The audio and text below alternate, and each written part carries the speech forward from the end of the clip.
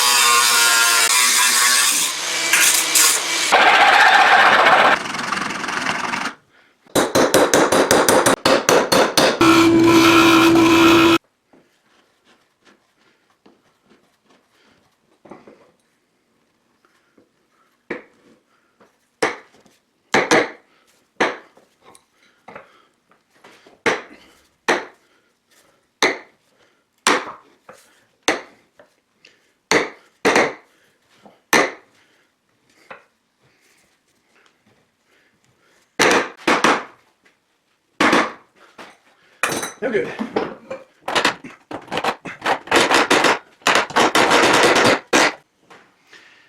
Now it's cutting, but it's not leaving much thread behind. As you can see, it's tearing it all off.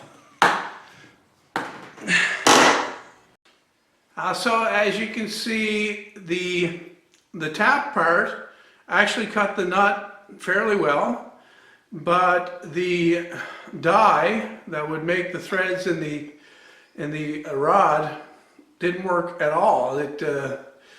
I don't know if there's anything I can do to improve it. I'm sure I'm going to get a whole bunch of comments, suggesting things that I can do to make it work this time, but I don't think that it's actually going to work not doing it this way. So I'm going to chalk this one up to experience, and I hope you do too. The point is, it's not always as simple as it seems to be, and that if you think of a way to do it, that might not actually work. It's possible. What I got here is my homemade wooden tortilla roller. Alright, first I'll go through the basics of the operation here. These two knobs control the thickness. Right now I'm going to dial it out to fairly thick, well, almost 3/16 of an inch. This crank rolls both rollers because it's connected through these two gears. And this part up here is the part that I just added. What it does is it allows you to put the tortilla after you've rolled it, because you have to roll it several times, onto here, and it'll guide it in a bit easier. I've got some dough. It's just flour, salt, water, and a little bit of oil. This has been sitting around for a little while because I've been trying to get this set up. So I'm just going to flatten it lightly with my fingers a little bit and then feed it into the roller.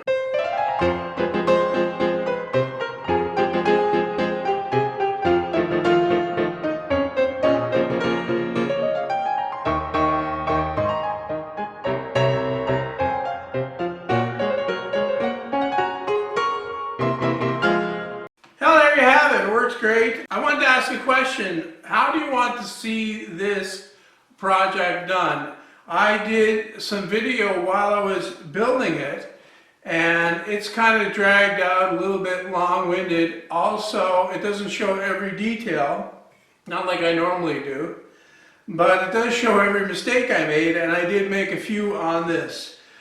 Or I could make a full build video from start to finish with this machine, taking it from the beginning right to the end like I normally would.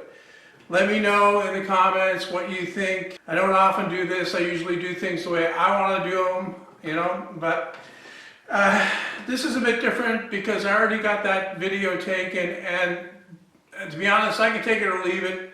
I did make a few mistakes with this machine. I'd like another kick at it, as they say, to try to get it right this time, even though it does work fine. But I'd be willing to do the whole thing again and film it. Just let me know what you think.